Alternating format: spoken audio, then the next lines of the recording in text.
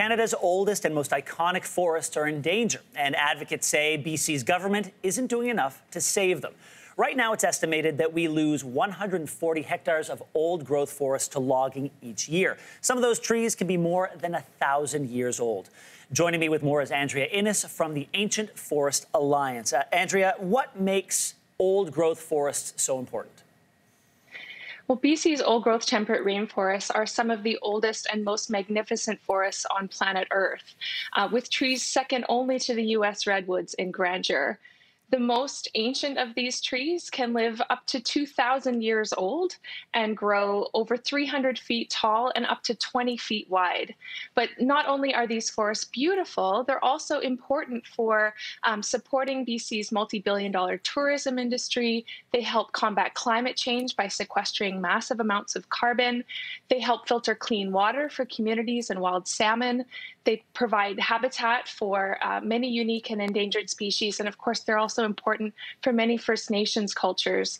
But when these forests are logged and replanted, those second growth forests are logged every 50 years or so. So they never have the chance to become old again, meaning that old growth forests are also irreplaceable.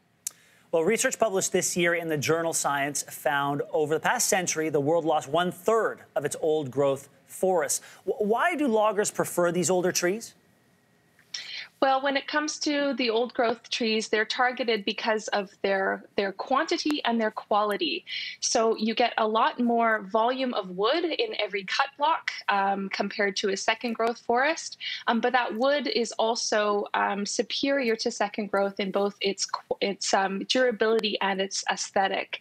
But studies have actually shown that keeping old growth forests standing provides a greater net economic benefit to society. That was going to be compared to logging them. That was going to be my next question. I said, make the economic case for keeping these things standing, because I believe you can do that.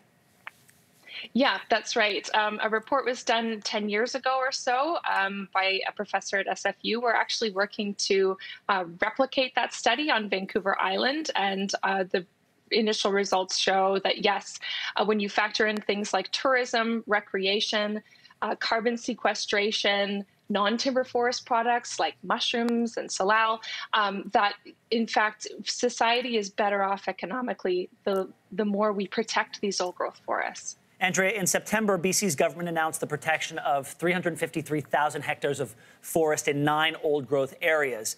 But you say that's not enough.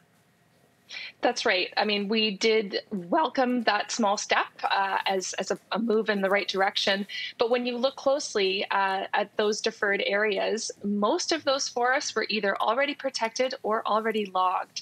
So only about 1% of that 353,000 hectares is actually previously unprotected, productive old growth with big trees.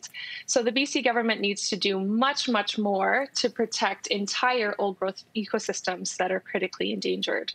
Last question. We don't have too much time, but I wonder, what is it that would prevent the government? It seems like it's a fairly easy case to make to support these forests and to protect them. Why wouldn't the government want to go all in on that? It's simply a matter of political will. So if they want to protect old growth, they in fact have promised to do so by implementing all the recommendations from their own old growth review panel. So all it takes is political will, working with communities to transition away from old growth logging, and providing funding to allow for alternatives to old growth logging and to support things like new Indigenous protected and conserved areas. Andrea Innes, thank you for joining us and shedding some light on this story. We appreciate it. Thanks for having me.